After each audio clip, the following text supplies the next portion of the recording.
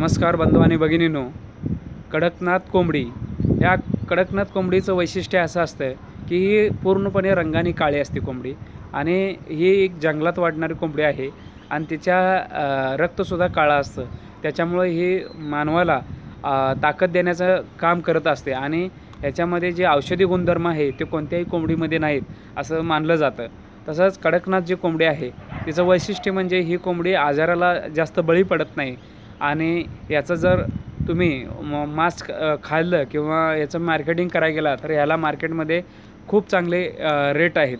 त्याच्यामुळे ह्या कोंबडीचं जे पालन आहे ते पालन आता मोठ्या प्रमाणात करताना लोक दिसत आहेत. तर अशा पद्धतीचं जर पालन करायचं असेल तर प्रथम तुम्हाला कडकनाथची जी पिल्ले आहेत ती शोधाशोध करावी लागतात. परंतु असे पिल्लं शोधत असताना तुमची फसवणूक होण्याची जास्त शक्यता असते, कारण बऱ्याच लोकांची अशी फसवणूक झालेली आहे. कडकनाथची पिल्ले म्हणून सांगितले जातात आणि त्याचे ज्यानंतर अंडे उबवले जातात त्यातून त्या कडकनाथच्या पिल्लं जे निर्माण झालेले असतात त्याचे पाय साध्या कोंबडीचे किंवा त्याचा तुरा लाल अशा प्रकारचे कोंबड्या जन्माला येतात आणि त्यातून आपली फसवणूक झाली हे आपल्याला समजतं. त्यासाठी अनेक ठिकाणी तुम्ही जाऊन ह्या कडकनाथ कोंबडीसाठी फसू नका. काही लोक जे आहेत ते दावा करतात की हे 100% कडक आहे, तुम्ही क्रॉस करा तुम्हाला कडकनाथच्या कोंबड्याच मिळतील. परंतु ते साप चुकीचं आहे. ते अंडी तुम्ही खरेदी न करता जास्तीत जास्त पिल्लं जर खरेदी केली तर ते तुम्हाला जास्त उपयुक्त पडेल. तसेच बारामती कृषी विज्ञान केंद्रामध्ये जे कडकनाथचे पिल्ले आहेत ते तिथंसुद्धा तुम्हाला कडकनाथचे पिल्लेसुद्धा मिळतील आणि कडकनाथचे अंडीसुद्धा मिळतील. तिथे 100% गॅरंटेड कडकनाथची अंडी तुम्हाला मिळू शकतात.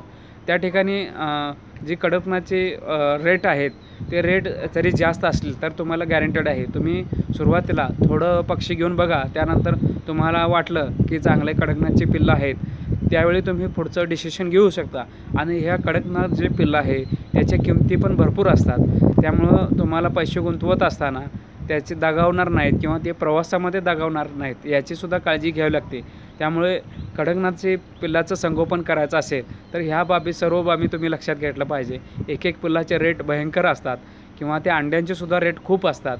त्याचा सर्वसाधारण विचार करून त्याचं कोंबड्यांचं पालनपोषण योग्य पद्धतीने करता येईल का याचा सर्व अभ्यास करून तुम्ही या सर्व गोष्टींचं लक्ष घेऊन आणि सर्व गोष्टी तयार करूनच तुम्ही अभ्यास करूनच या गोष्टीच्या कडकनाथच्या पिल्लांच्या किंवा अंड्यांच्या सांगितल्याप्रमाणे निवड करा. धन्यवाद.